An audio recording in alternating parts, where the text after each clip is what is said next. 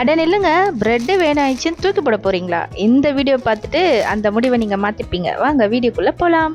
இன்றைக்கி நம்ம பிரெட் போண்டா தான் பண்ண போகிறோம். அதுக்கு தேவையான பொருட்கள், இந்த மாதிரி பிரெட்டு வந்து ஒரு 1/2 கிளாஸ் தண்ணி ஊற்றி நல்லா பிசைஞ்சிக்கலாம். அதாவது மாவு பதத்துக்கு வந்து பிசைஞ்சிக்கணும். ரொம்ப தண்ணியாக இல்லைங்க, லைட்டாக திக்காக உருட்டுற அளவுக்கு பிசைஞ்சா போதும். இந்த அளவுக்கு உருட்டுனா இந்த மாதிரி உருண்டை பிடிச்சி அழகாக உருண்டை பிடிக்க வரணும். அந்த பதம் இருந்தால் போதும், ரொம்ப தண்ணி சேர்த்துறாதீங்க. இதுதான் கரெக்டான பதம். வாங்க நெக்ஸ்ட் ப்ரொசீஜர் பார்க்கலாம். இதில் லைட்டாக ரா சில்லி பவுடர் வந்து ஆட் பண்ணிக்கலாம். சால்ட் எல்லாம் ஆட் பண்ணணும்னு அவசியம் இல்லை, ஏன்னா ப்ரெட்டில் ஆல்ரெடி சால்ட் இருக்கும். ஸோ காரத்துக்காக மட்டும் லைட்டாக உப்பு ஆட் பண்ணிக்கலாம். அந்த ஸ்வீட்னஸ் வந்து ஓவர் ஹெட் பண்ணாமல் இருக்கும். இது பார்த்திங்கன்னா பொரியை வந்து இந்த மாதிரி மிக்ஸி ஜாரில் போட்டு நல்லா பவுட்ரு பண்ணிக்கலாம். கொஞ்சமாக மைதா வந்து தண்ணி ஊற்றி நம்ம வந்து கரைச்சி வச்சுக்கலாம். இது எதுக்குன்னா அந்த உருண்டைகளை இதில் போட்டு நம்ம வந்து பேஸுக்காக, நீங்கள் உங்கள் வீட்டில் ஏதாச்சும் பொரியல் கூட்டு அந்த மாதிரி கூட்டு வேணாம், பொரியல் மட்டும் மீந்துருச்சுன்னா இந்த மாதிரி நம்ம வந்து ஸ்டஃப்புக்காக யூஸ் பண்ணிக்கலாம். இன்றைக்கி நான் உருளைக்கிழங்கு செஞ்சேன், ஸோ அதை தான் நான் இன்றைக்கி ஸ்டஃப்பாக யூஸ் பண்ண போகிறேன். உங்கள் வீட்டில் எந்த பொரியல் இருந்தாலும், கேரட் பீன்ஸ் பொரியல் அந்த மாதிரி எந்த பொரியல் இருந்தாலும் நீங்கள் வந்து உள்ள ஸ்டஃபிங்காக வச்சுக்கலாம்.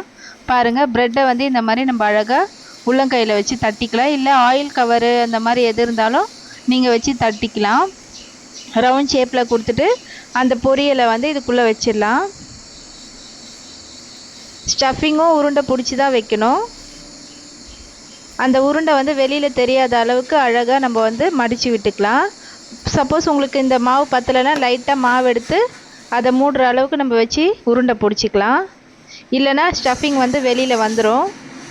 நீங்கள் கரெக்டாக க்ளோஸ் பண்ணிட்டீங்கன்னா ஸ்டஃபிங் வந்து கண்டிப்பாக ப்ரெட்டை தாண்டி வெளியில் வராது.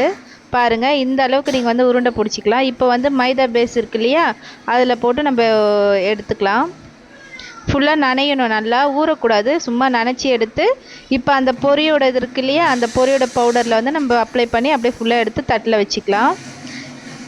இந்த மாதிரி மற்ற உருண்டைகளும் வந்து நம்ம ரெடி பண்ணிக்கலாம். பொரியில் ஏன் நம்ம டிப் பண்ணுறோன்னா, பொரி பார்த்திங்கன்னா மொறுன்னு அந்த கிறிஸ்பினஸ்க்காக தான் நம்ம பண்ணுறோம்.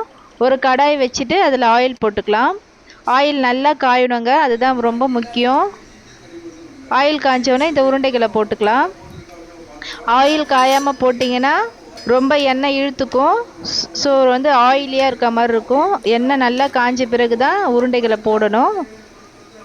இந்த அளவுக்கு நல்லா திருப்பி விடுங்க. ப்ரெட்டு பார்த்திங்கன்னா நல்லா மொறுன்னு இருக்கும். மொறுன்னு ஒரு கலர் சேஞ்ச் வரணும். இந்த கலர் வந்த பிறகு நம்ம எடுத்துக்கலாம். இந்த பொரி நீங்கள் மேலே வந்து அப்ளை பண்ணியிருக்கிறதுனால ரொம்ப கிறிஸ்பியாக இருக்கும் நீங்கள் சாப்பிடும் போது.